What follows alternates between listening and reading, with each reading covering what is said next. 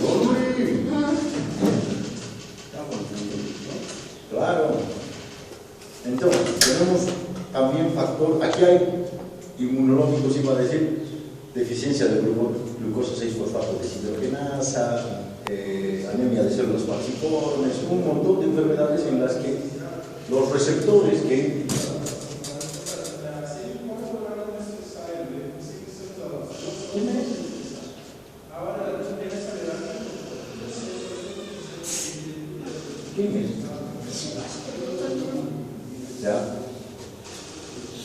entonces,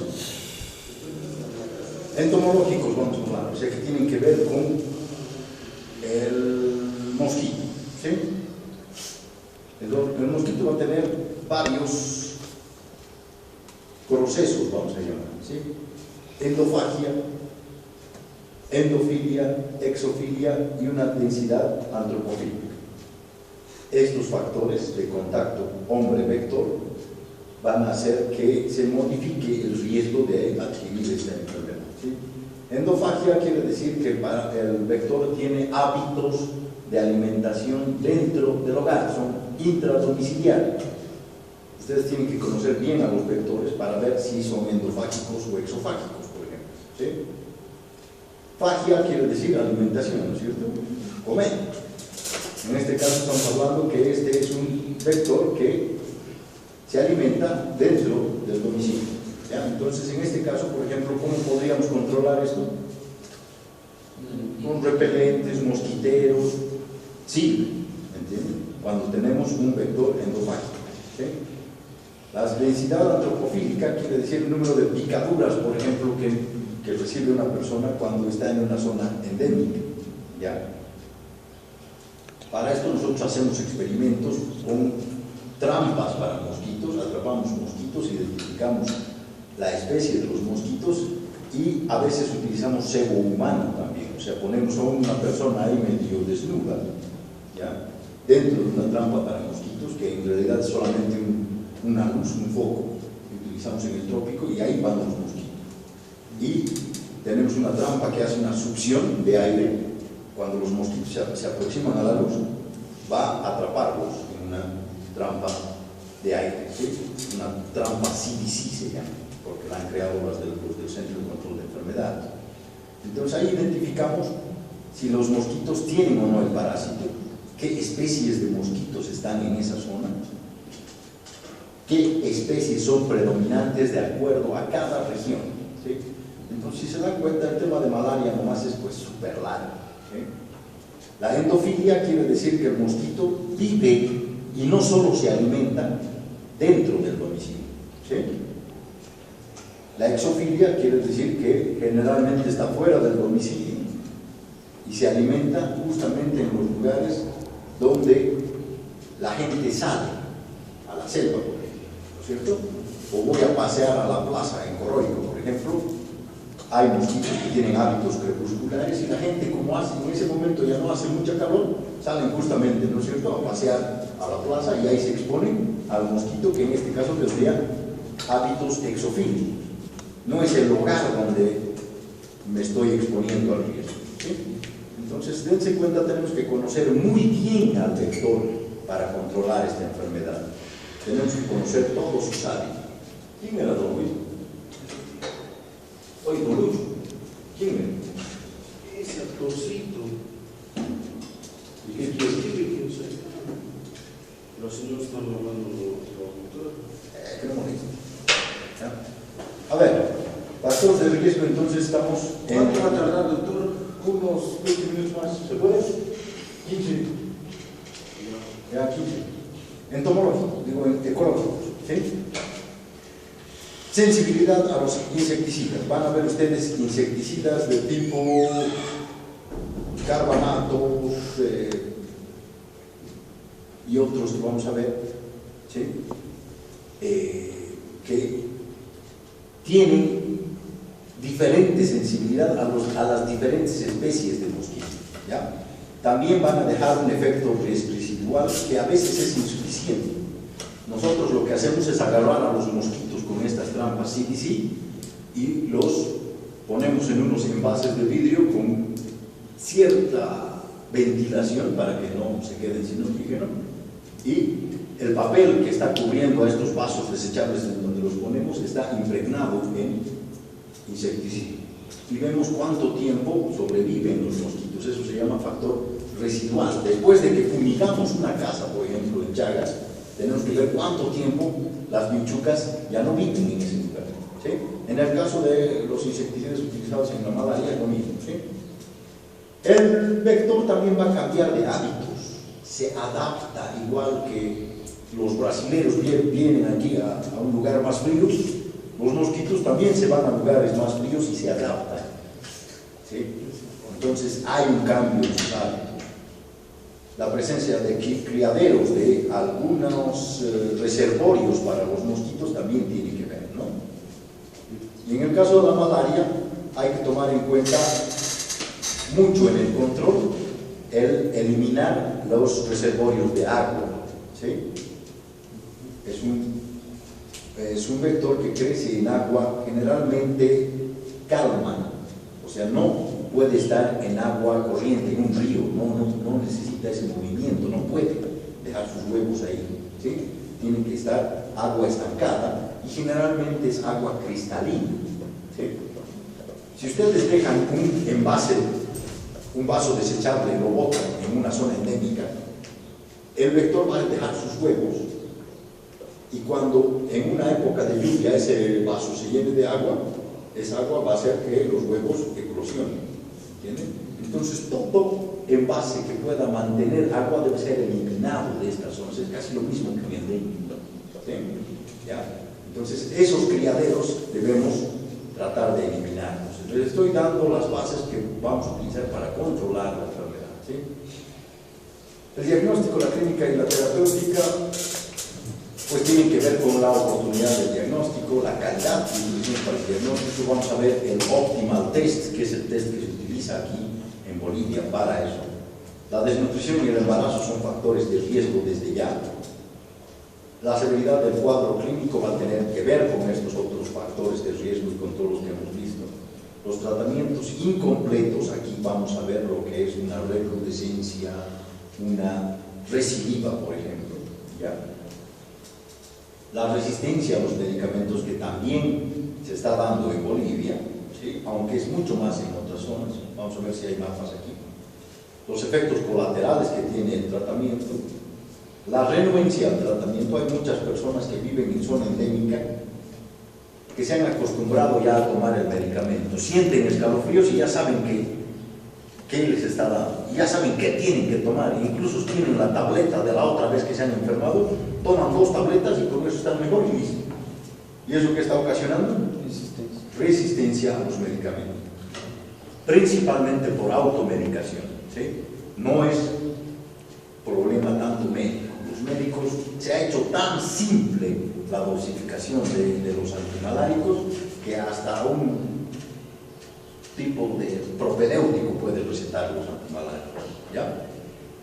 La calidad del medicamento tiene que ver cómo se conserva y todo eso, y las dosificaciones inadecuadas también, ¿sí?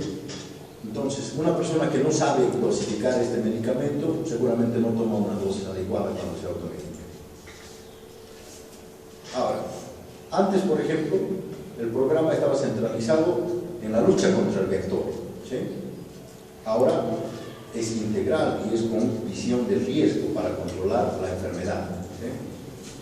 Estaba centrado en las ciudades, ahora está descentralizado en las gerencias de salud. Es lo que les decía hace rato, ¿no? Antes identificamos un brote y teníamos que llegar hasta La Paz para que todos salgan.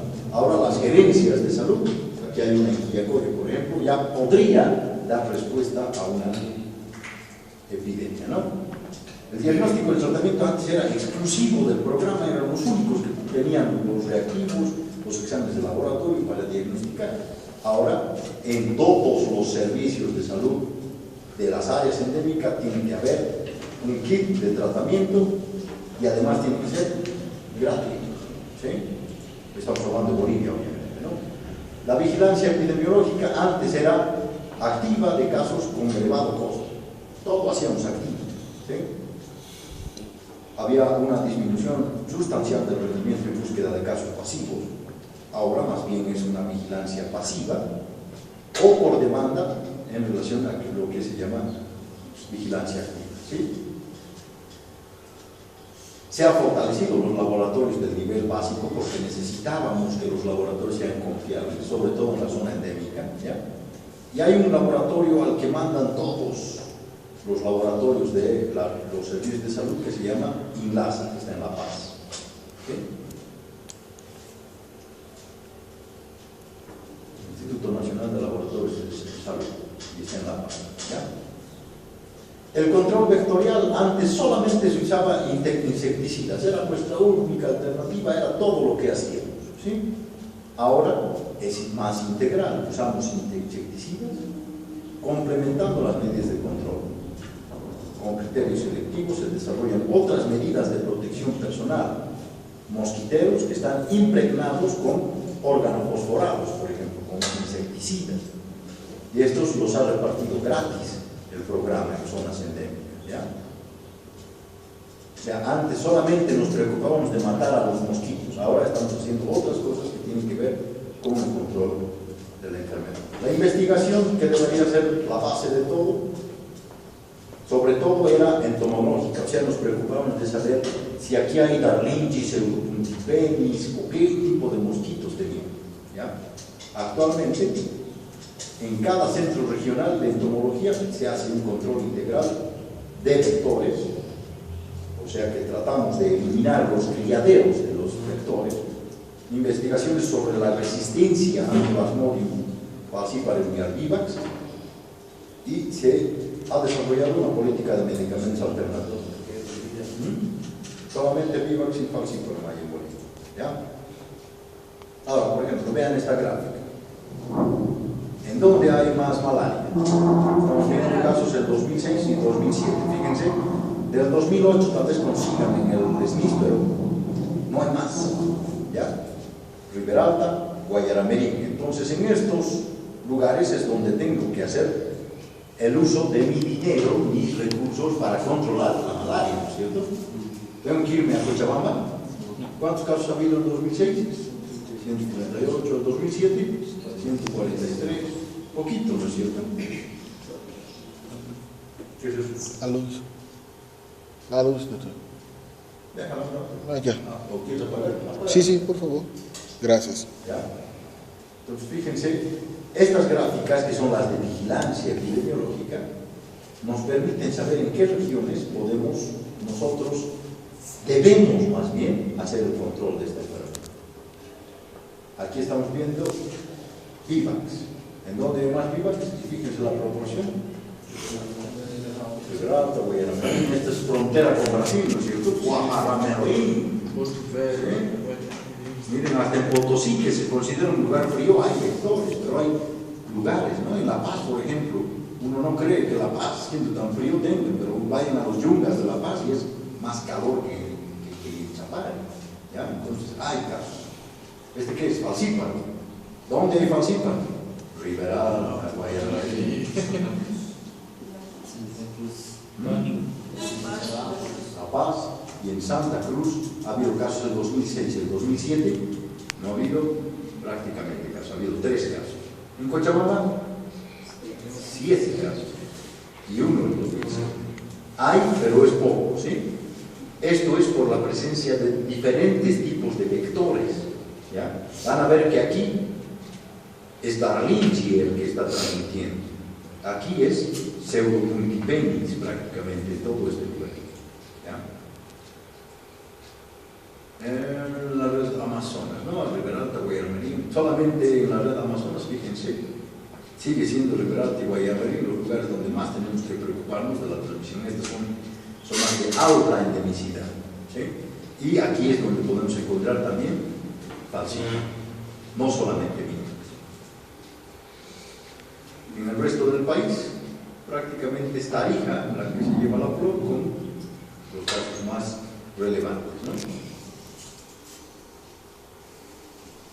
El IPA, por 1000 habitantes, fíjense, desde 1959 ya tenemos registros cómo ha variado el IPA a nivel de Bolivia. Va subiendo hasta 1997, en donde recién se ha creado el programa de control de malaria y hemos empezado a fumigar, a hacer control vectorial, y fíjense cómo drásticamente va.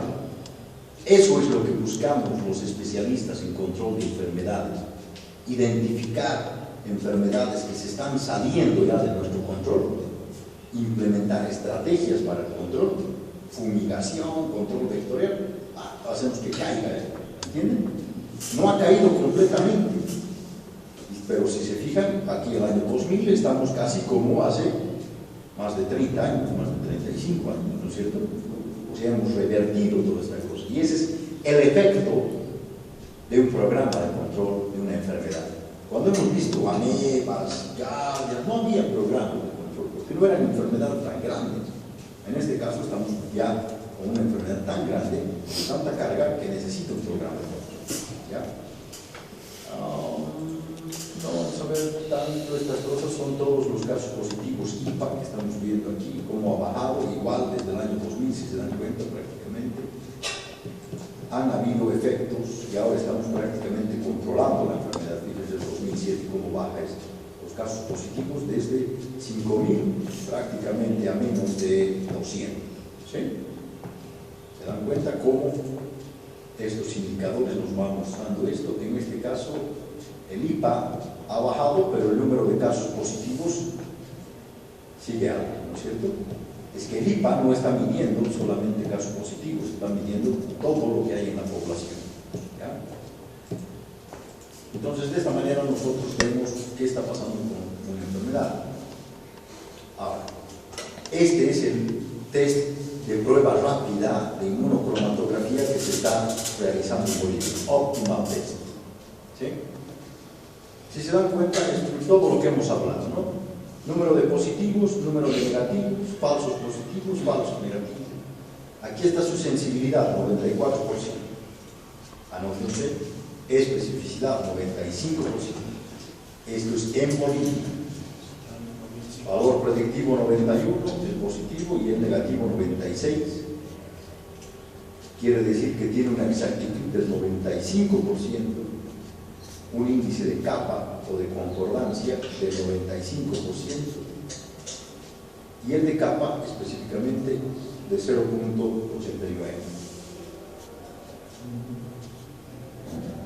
¿Ya?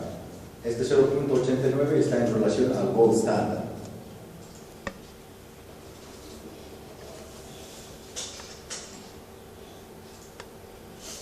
Esto va a cambiar cuando hablamos de Vivax y de Falciparum. Fíjense, este Optimal Test había sido mucho mejor para Falciparum. Para Vivax tiene valores predictivos y otros datos que son menores. La especificidad llega al 95%, pero para el Falciparum es 100%. ¿Qué quiere decir? Nosotros que le hemos dado más importancia al Falciparum porque es la malaria grave, ¿no es cierto?, la complicada. Ahí necesitamos un examen que nos dé con mayor fiabilidad positivo cuando el paciente tiene la enfermedad o negativo cuando no tiene la enfermedad. Eso es sensibilidad y especificidad. ¿Cuánto había sido su sensibilidad del Optimal Test para Falciparum? 93. ¿Sí? Para Vivax, 94. Su especificidad, 100% para Falciparum y 95% para Vivax. En ambos es buenísimo el examen. Estamos hablando de una prueba rápida. ¿Ya? ¿Está bien? ¿Rafa? Sí. ¿Qué hacemos para controlar este parásito? Primero, control vectorial. Tenemos vacunas que se han generado, pero está interrogado esto porque, como les he dicho en la clase teórica, hay vacunas para ciertas cepas, no para todas. ¿Sí? Y hacemos quimioterapia. ¿Sí? Esta es la presentación que yo utilizo para ir a la red 7 de La Paz, a todos los yungas, cada año, y está actualizada en base a los criterios del Centro de Control de Enfermedades de Atlanta. Ya, o sea que esto es lo último que van a ver.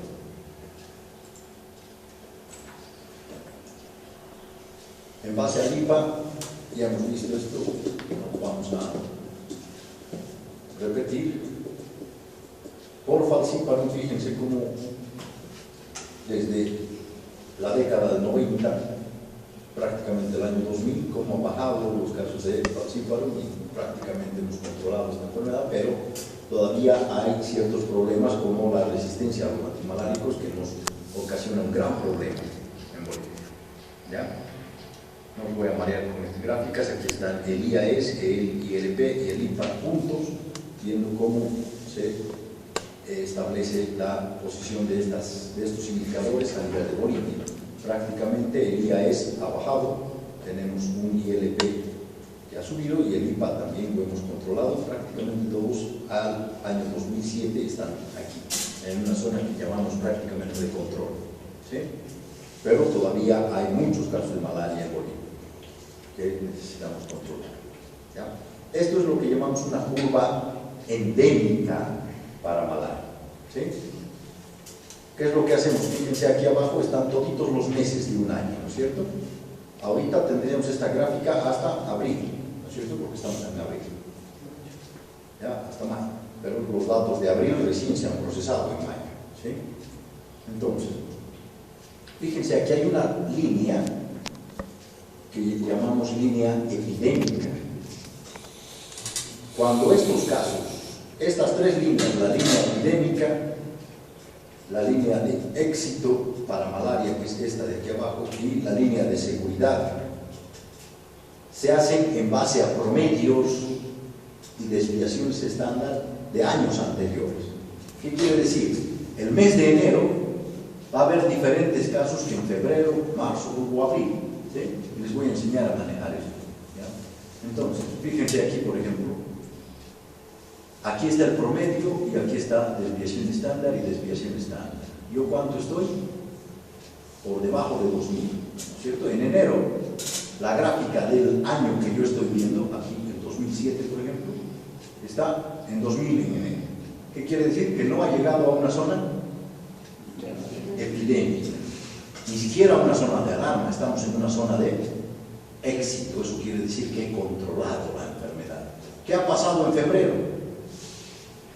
Se está saliendo de la zona de éxito y está entrando en una zona de seguridad. En marzo igual, ¿no es cierto? Y esto es el número de casos que ha habido en una zona, ¿sí? Para cada región, si ustedes se van a Invirgazama, por ejemplo, va a haber una curva endémica de esa zona. Ustedes tienen que cada año hacer la gráfica de ese año y ver qué está pasando. Aquí, si se fijan, nunca hemos llegado, solamente en marzo, hemos llegado a una zona de seguridad, o sea que se estaba descontrolando, había un poco elevación de casos, ¿sí?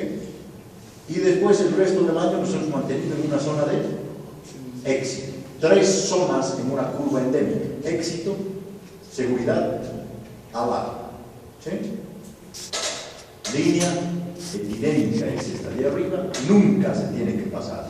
Si el número de casos de aquí se subía aquí arriba, ¿qué teníamos? Una epidemia, ¿sí? Y si había una epidemia, entonces teníamos que hacer algo para controlar esa enfermedad en ese momento. Para eso nos sirve la estadística, señores, para hacer estos cuadritos y saber cuándo hay una epidemia en esta zona. Fíjense aquí, por ejemplo, en enero podía haber casi 3000 casos, pero esos 3000 casos, si los ponía aquí, ya eran una epidemia. Como en la misma zona 3000 casos pueden ser éxito y pueden ser epidemia casi al mismo tiempo. Si se fijan, hay una subida de los casos justo en los meses de lluvia, ¿sí? Estos meses de aquí donde hace pico esta curva son los meses de lluvia. Luego en la época seca, fíjense cómo baja, ¿me entienden? Con 3000 casos en septiembre hubiese tenido una epidemia, pero en enero no, ¿sí? Estoy tentado a ponerles una de estas curvas y darles ejercicios en el examen teórico, pero voy a ver todo, ¿ya? Para matar los parásitos tenemos drogas y algunas vacunas, como hemos visto, y podemos interferir con el mecanismo de transmisión. Este es el blanco ahorita, ¿sí? De la transmisión. Entonces, hay modificación de los genes efectores que destruyen al parásito, generando toxinas o alterando su sistema inmune. O sea, lo que estamos buscando ahora es destruir al parásito de alguna forma con intervención genética. ¿Ya? Hay genes promotores y genes conductores. Ay, desde esta parte creo que está en inglés. Ya. Sabemos que hay un sistema inmune que tiene el mosquito dentro de esto que ven aquí adentro de su tubo digestivo, ¿no es cierto? ¿Ya? Y en el epitelio de su tubo digestivo es donde se produce una maduración de los ooquinetos. La forma infectante para el mosquito son los gametocitos, macho y hembra si quieres, ¿no? Van a formar un ooquiste, un ooquineto, y van a anidar, si quieren, en las células epiteliales del tubo digestivo del mosquito, y luego de ahí van a eliminar hacia la hipofaringe del mosquito. Si se fijan aquí, está una línea punteada, son los mosquitos que están, los ooquinetos que están migrando y que van a anidar en las glándulas salivales del mosquito. Cuando pique, esta saliva tiene un efecto anestésico que utiliza el mosquito para evitar que duela cuando esté picando, y ahí inocula estas formas del parásito. Entonces todo este ciclo es el que queremos romper en el tubo digestivo del vector. Si se dan cuenta, aquí hay un mosquito con sangre virgen, vamos a llamar, ya, ¿sí? Y con sangre infectada. Aquí no hay transmisión y aquí se está produciendo lo que he descrito hace rato, ¿no? Y aquí estamos viendo justamente estos pedazos. Hay entomólogos que cortan estas partecitas de los mosquitos, no sé cómo le hacen, y de ahí llevamos a un examen esto que es determinación genética, PCR, en tiempo real, real time PCR, ¿ya? Entonces ahí estamos viendo cuando un mosquito está infectado y cuando no. ¿Se dan cuenta? Estos estudios los hacemos para identificar qué mosquitos están infectados. Estrategias de control: hay drogas que matan al parásito en el humano, sabemos eso, insecticidas que matan al vector, y que tenemos también vacunas. Las drogas que tenemos, el falciparum es prácticamente resistente a la cloroquina, que era la droga más efectiva, ¿no? Pero ahora es súper resistente a esta droga. Los insecticidas, fíjense lo que pasa. Tenemos una zona con insectos, fumigamos, ¿y qué pasa a los 2 meses? Los mosquitos adquieren resistencia rápidamente, ¿sí? Hay un montón de tipos de insecticidas, pero el problema con los insecticidas es lo que está pasando en esta figura. Fumigamos, limpio. 2 meses después, otra vez. Entonces, no tienen un efecto prolongado. La vacuna todavía no existe. Hay una vacuna desarrollada por Pat Arroyo, ha tenido un premio Nobel incluso, pero no es para todas las cepas, ¿ya? El mosquito en este caso es un vector obligatorio. Tiene cierta interferencia con el desenvolvimiento, el desarrollo del parásito. Y esto podría, si modificamos este ciclo, podría resultar en una depresión, un decremento de la transmisión, ¿ya? Como les he dicho, hay modificación genética de los mosquitos. Aquí vamos a ver, por ejemplo, dónde están. Estas son las larvas transgénicas. Están viendo aquí que ya tienen una modificación transgénica. Este es un mosquito virgen y este es un mosquito transgénico que ya no va a poder transmitir la infección porque se ha modificado genéticamente. Entonces lo que tenemos que hacer es que este prolifere y que este ya no prolifere, ¿sí? Una competencia biológica entre estos dos, y que este predomine, y vamos a tener un mosquito que es incapaz de transmitir ya la malaria. Aunque pique a una persona con malaria, aunque adquiera ooquinetos o gametocitos, no va a desarrollar en su tubo digestivo ese ciclo y ya no puede transmitir. ¿Se dan cuenta? Aquí están los genes transgénicos que se están interviniendo, ¿no?